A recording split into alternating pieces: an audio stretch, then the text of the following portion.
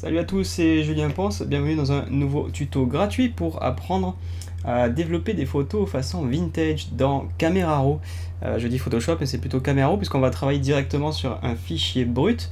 Vous pouvez télécharger le fichier brut au format CR2, donc ça doit être issu d'un appareil photo Canon, il me semble que c'était fait avec le 6D.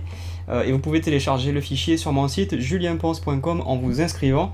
Une fois que vous serez inscrit, vous retrouverez le tuto et dans lequel vous pourrez évidemment télécharger le fichier source. En attendant, pour voir comment on fait, vous allez voir que c'est hyper simple. On prend le fichier CR2, on le jette dans Photoshop. Et on va avoir tout de suite l'image qui va s'afficher, donc c'est bien du Canon EOS 6D. Évidemment cette photo elle a un souci, c'est qu'elle est un petit peu délavée, c'est un petit peu trop clair.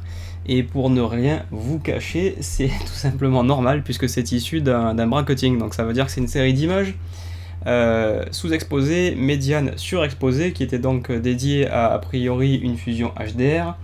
Néanmoins, l'avantage de taper dans l'image qui est un petit peu surexposée, c'est que du coup on a eu les hautes lumières.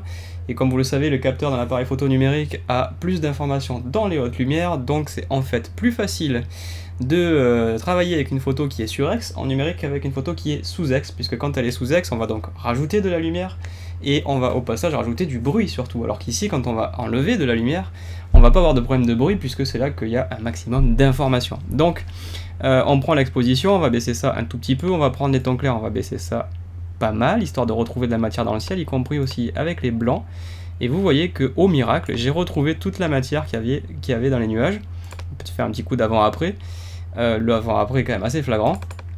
Donc ça veut dire quoi? Ça veut dire qu'on a maintenant une image qui est intéressante à travailler pour faire de la couleur dessus, puisque à la base c'était très clair, donc il n'y avait pas spécialement d'intérêt à faire du vintage là-dessus. En l'occurrence, ce qu'on va pouvoir faire ici, c'est tout simplement booster un petit peu la clarté pour faire sortir du détail. Et puis on va booster un petit peu la vibrance pour faire sortir de la couleur. Et là vous voyez qu'on a maintenant une belle image en couleur, là aussi le avant-après il va faire mal. Donc c'était plutôt blanc et plutôt tristouné, et on se retrouve en fait avec tous les détails qui étaient bien là, puisque c'est un fichier brut et que donc l'intégralité des informations était présente dans l'image. Donc ça c'est plutôt cool, on a une bonne base. Maintenant comment on fait un effet vintage? Alors il y a plusieurs solutions, on pourrait travailler directement avec les courbes. Par exemple si je vais dans les courbes de points et non pas la courbe paramétrique, je peux aller dans les couches. Et là le but du jeu c'est qu'on peut envoyer du rouge dans les blancs et on peut travailler avec le vert pour, par exemple, si on le monte ici dans les noirs, on va teinter de vert les noirs, ce qui en teintant de rouge les blancs correspond à peu près à un cross process d'une photo qui aurait un petit peu vieilli. On peut faire sensiblement la même chose au niveau des bleus, toujours pareil en montant le bleu dans les noirs ou au contraire en allant vers le jaunâtre. Et il y a un outil qui est un petit peu plus adapté à cette tâche-là, y compris d'ailleurs en se cumulant avec les courbes, on peut très bien faire les deux. C'est tout simplement ce qu'on appelle le virage partiel, qui est le 5e onglet de Camera Raw. Ça s'appelle virage partiel ou split toning en anglais. Et là-dessus, ça nous permet de teinter les tons clairs différemment des tons foncés. Et c'est là que par exemple, on va pouvoir dire les tons foncés, je vais les teinter de bleu, et les tons clairs, je vais les teinter de orange. Et vous voyez que tout de suite, ça donne à notre image un aspect vraiment rétro. Alors l'avantage ici c'est qu'on peut tout simplement glisser sur la roue chromatique, vous le voyez, pour obtenir tout un tas d'effets différents. Pour par exemple faire l'inverse, envoyer du orange dans les ombres et envoyer un petit peu de jaune vert dans les tons clairs. Et là ça délave complètement l'image. Encore une fois, si on fait le avant-après, c'est assez flagrant. Donc une fois que vous avez trouvé une idée qui vous plaît mais que vous n'êtes pas sûr de la garder, il est tout à fait possible d'aller ici dans le dernier onglet, les instantanés, et de dire tiens, je vais appeler ça Vintage 1. Et puis je vais chercher autre chose. Je vais chercher par exemple une version avec du rouge magenta comme on avait fait au début. Et puis qu'est-ce qu'on va pouvoir mettre? Ouais, voilà, j'ai mis du bleu dans les tons clairs là et du rouge dans les ombres, enfin du magenta. Et puis ça fait une deuxième version, on va appeler ça Vintage 2. Et puis vous pouvez faire tout simplement une autre version avec du noir et blanc à la base. Et ça marche pas mal parce que à partir du noir et blanc, du niveau de gris, vous voyez que bon, déjà vous pouvez redévelopper toutes les couleurs comme on fait d'habitude en noir et blanc pour le rendre un petit peu plus dramatique par exemple, notamment en fonçant les bleus. On va revenir dans le virage partiel et puis alors là du coup c'est caviar puisque voilà, on peut quasiment faire du sépia en teintant légèrement verdâtre les tons clairs et plutôt marron les tons foncés. Donc ça va faire un vintage mono 1.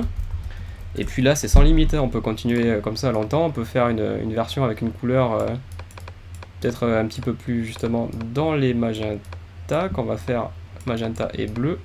Voilà, donc un vrai sépia, voilà, ça c'est plus du sépia. Et on a fait notre vintage mono 2.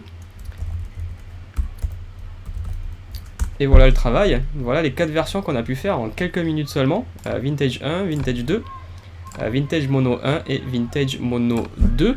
On a travaillé uniquement dans Caméra Rouge. Je vous montrerai dans une autre vidéo comment faire ça dans Lightroom et comment faire ça dans Photoshop, puisqu'il y a plein d'autres méthodes pour le faire. En attendant, je voulais vous montrer comment ça se fait juste en quelques minutes dans Caméra Rouge, donc à partir d'un fichier brut. Là, à partir de là, vous pouvez passer dans Photoshop ou enregistrer l'image en cliquant sur enregistrer l'image et en sortant tout bêtement un JPG. Donc voilà pour cette modif.